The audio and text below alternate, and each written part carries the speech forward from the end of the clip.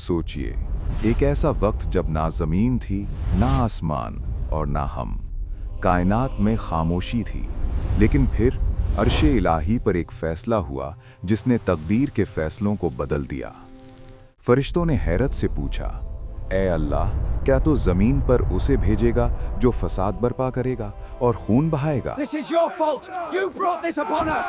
We have to leave now. They are coming. Why did we listen to them? Look at what's happening. लेकिन अल्लाह ने फरमाया, मैं वो जानता हूं जो तुम नहीं जानते। आज हम उसी इंसान की कहानी सुनाएंगे जिसकी वजह से इब्लीस रांदा दरगाह हुआ और जिसके जिस्म में अल्लाह ने अपनी रूह फूंकी। ये कहानी किसी और की नहीं, ये कहानी आपकी और मेरी शुरुआत की है। अच्छी बात फैलाना भी सदका जारिया है। हमारे इस सफर में शामिल होने के लिए चैनल को सब्सक्राइब कर लें ताकि हम और आप मिलकर खैर की रोशनी फैलाते रहें। अल्लाह ने हुक्म दिया कि ज़मीन के हर हिस्से से मिट्टी लाई जाए। यही वजह है कि आज आदम की औलाद में कोई गोरा है, कोई काला, कोई नरम मिजाज है और कोई सख्त, बिल्कुल उस मिट्टी की तरह जिससे हम बने हैं। अल्लाह ने इस मिट्टी को पानी के साथ गूंधा। वो पहले तीन यानी गीली मिट्टी बनी, फिर हम आए मसनून यानी बोदार गारा बनी और आखिर में सलसाल यानी खनखनाती हुई सूखी मिट्टी बन गई। आदम अलैहिस्सलाम का ढांचा तैयार था, वो 40 साल तक वैसा ही पड़ा रहा। हदीस में आता है कि इब्लीस इस सूखे हुए जिस्म के पास आता, उसे ठोकर मारता और कहता, तू किस लिए बनाया गया है? वो इस खोखले जिस्म में दाखिल होता और कहता कि मैं तुझ पर गालिब आऊंगा। लेकिन फिर वो लम्हा आया जब अल्लाह ने उसमें रूह फूंकी। जैसे ही रूह सर में दाखिल हुई, सबसे पहला काम जो आदम अलैहिस्सलाम ने किया, उन्होंने छींक मारी और कहा, अल्हम्दुलिल्लाह। अल्लाह ने जवाब दिया, यरहमकल्लाह, यानी तेरा रब तुझ पर रहम करे। सोचिए, इंसान का अपने रब से पहला ताल्लुक ही रहमत का था। अब बारी थी मुकाबले की। अल्लाह ने आदम अलैहिस्सलाम को तमाम चीज़ों के अस्मा यानी नाम और इल्म सिखा दिए, वो इल्म जो फरिश्तों के पास भी नहीं था। जब फरिश्तों से पूछा गया तो वो जवाब न दे सके। आदम अलैहिस्सलाम ने सब बता दिया। ये साबित हो गया कि इंसान की अजमत इबादत के साथ साथ इल्म में भी है। फिर अल्लाह ने वो तारीखी हुक्म दिया, आदम को सजदा करो। सब फरिश्ते जो नूर से बने थे हुक्म मानते हुए गिर गए, सिवाय एक के, इब्लीस। उसने कहा, मैं इससे बेहतर हूं, तूने मुझे आग से बनाया और इसे मिट्टी से। ये कायनात का पहला गुनाह था, तकब्बुर पे। इसी तकब्बुर ने उसे शैतान बना दिया।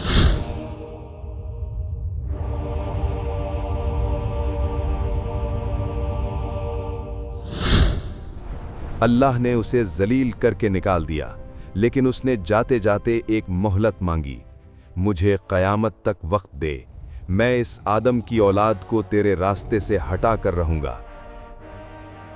अल्लाह ने फरमाया, जा, तुझे मोहलत है, लेकिन मेरे बंदों पर तेरा जोर नहीं चलेगा।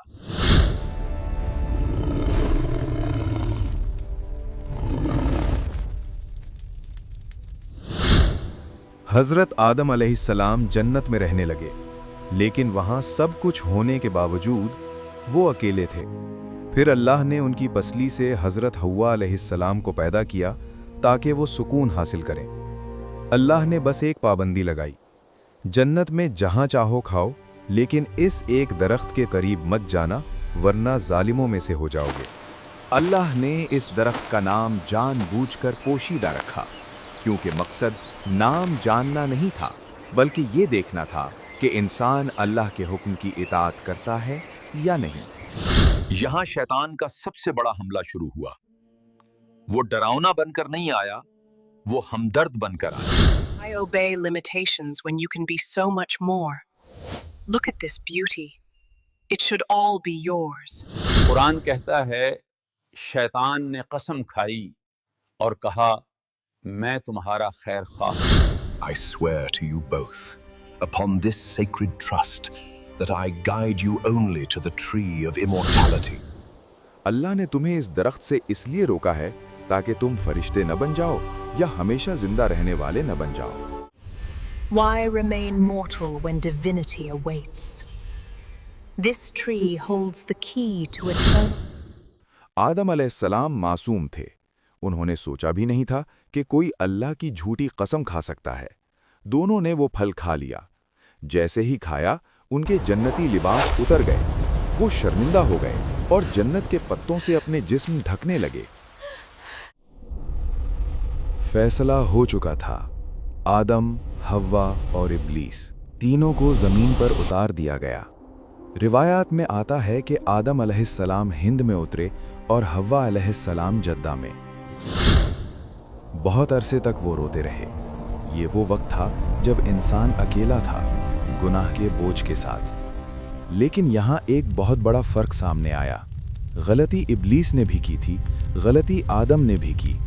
इब्लीस अपनी गलती पर अड़ा रहा, लेकिन आदम अलैहिस्सलाम ने अपनी गलती मान ली। अल्लाह ने उन्हें दुआ सिखाई, जो आज भी हम माफ़ी के लिए पढ़ते हैं। रब्बना ज़लमना अनफुसना व इल्लम तग़फिर लना व तरहमना लनकूनन्ना मिनल खासिरीन। ए रब, हमने अपनी जानों पर जुल्म किया, अगर तूने हमें माफ़ न किया तो हम बर्बाद हो जाएंगे। अल्लाह को ये अदा पसंद आई, उनकी तौबा कबूल हुई। हज़रत आदम अलैहिस्सलाम की तौबा कबूल होने में कितना वक्त लगा? सबसे मशहूर रिवायत ये है कि जन्नत से निकलने के बाद हज़रत आदम अलैहिस्सलाम 40 साल तक रोते रहे। ये दुआ उन्होंने मैदान इरफात में मांगी थी, इसीलिए उसे जबले रहमत कहा जाता है, और वहीं उनकी तौबा कबूल हुई। From this ancient mount, we seek your grace. Arfat के मैदान में हज़रत आदम अलैहिस्सलाम और हज़रत हव्वा अलैहिस्सलाम का दोबारा मिलाप हुआ। ये इंसान की पहली मोहब्बत की दास्तान और पहली मुलाकात थी। हज़रत आदम अलैहिस्सलाम ने ज़मीन पर तकरीबन 1000 साल गुजारे। उन्होंने अपनी आँखों से काबील के हाथों हाबील का कत्ल होते भी देखा, और उन्होंने शीस अलैहिस्सलाम जैसी नेक औलाद भी देखी। जब उनकी वफ़ात का वक्त आया तो उन्होंने अपने बेटों को बुलाया और नसीहत की। जाते जाते बाबा आदम ने अपनी औलाद को जिंदगी का निचोड़ दिया। उन्होंने कहा, ऐ मेरे बेटो, हर काम करने से पहले उसका अंजाम सोच लेना, और जब भी कोई कदम उठाओ तो अपने दिल की आवाज सुनना। अगर दिल में खटक हो तो रुक जाना, क्योंकि तुम्हारे बाप ने जब वो फल खाया था तो उनका दिल कांपा था, लेकिन वो रुके नहीं और फिर जन्नत छूट गई। जब हज़रत आदम अलैहिस्सलाम की रूह कब्ज़ कर ली गई तो अल्लाह ताला ने जिब्राईल अलैहिस्सलाम और दीगर फरिश्तों को भेजा।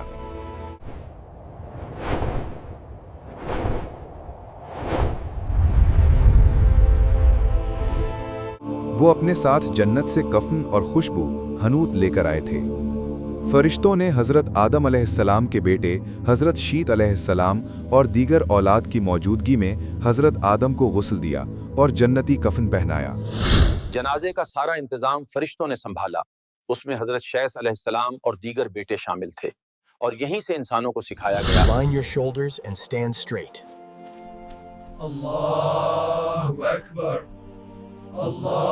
कि मरने वाले को कैसे रुखसत करना है। हज़रत आदम अलैहिस्सलाम की जिंदगी हमें दो बातें सिखाती है। पहली ये कि इंसान खता का पुतला है, हमसे गलती होगी क्योंकि ये हमारी मिट्टी में है। दूसरी ये कि बेहतरीन इंसान वो है जो तौबा करे। शैतान मायूस करता है, लेकिन आदम का तरीका उम्मीद और माफ़ी का है। देखिए, आप आदम की औलाद हैं। अगर गलती हो गई है तो इब्लीस की तरह ढीठ मत बनिए, बल्कि अपने बाप आदम की तरह हाथ उठाकर माफ़ी मांग लीजिए। अल्लाह की रहमत का दरवाज़ा आज भी खुला है।